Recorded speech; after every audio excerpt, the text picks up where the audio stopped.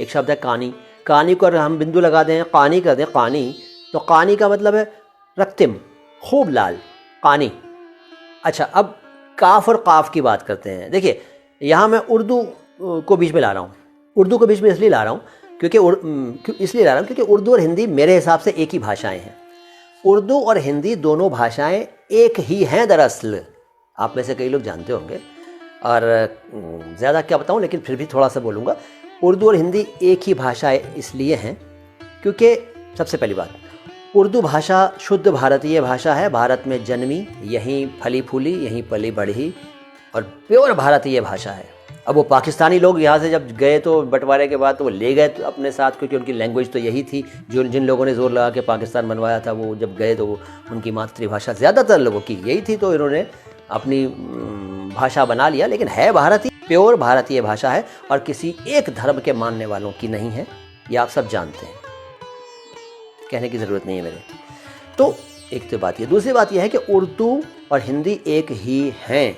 Right to left लिखते हैं तो हम पर्शियन लिपि वाली है, उर्दू कहलाती है। इधर से लेफ़्ट टू राइट है, देवनागरी लिपि वाली है, हिंदी है। दरअसल दोनों एक ही भाषाएं हैं। और उर्दू का पहले एक नाम हिंदी भी था।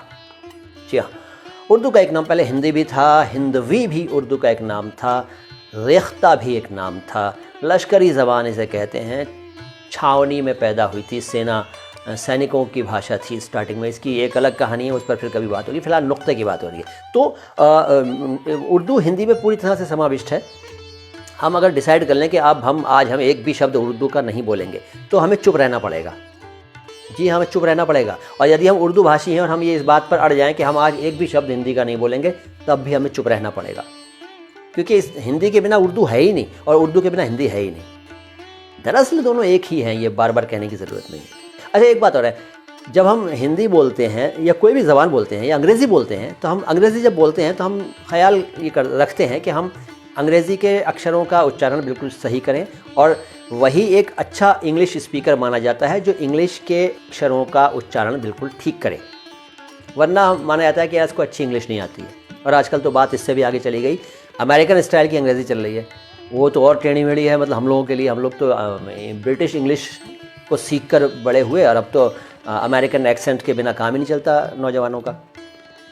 तो यदि हम वहाँ उसके स्टाइल का, उसके लबो लहजे का ख्याल ना रखें तो हम असफल रहेंगे।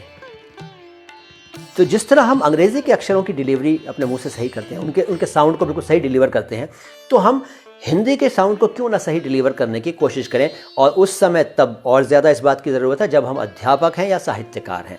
अध्यापकों से तो दुनिया सीखती ही है, लेकिन साहित्यकारों से भी दुनिया सीखती है, जिसको साहित्य का शौक़ है। मैं खुद साहित्यकारों को पढ़कर बड़ा हुआ हूँ, और अनेक अखबार रेगुलर बेसिस पर मेरे घर आते रहे हैं, और अब भी आते हैं। बचपन से जब से होश संभाला है तो मैंने हिंदी, अंग्रेज़ी, उर्दू के कई अखबार पढ़ने का सिलसिला कंटिन्यू रखा है, जब से होश संभाला तब से, और आज भी जारी है। इसी तरह पत्रिकाएं, हिंदी, उर्दू, इंग्लिश, अनेक पत्रिकाएं, साप्ताहिक और मासिक और त्रैमासिक, ठीक है, एनुअल, सब तरह की मैगजीन्स लगातार पढ़ी हैं, तभी तो भाषा थोड़ी सी ठीक हो गई।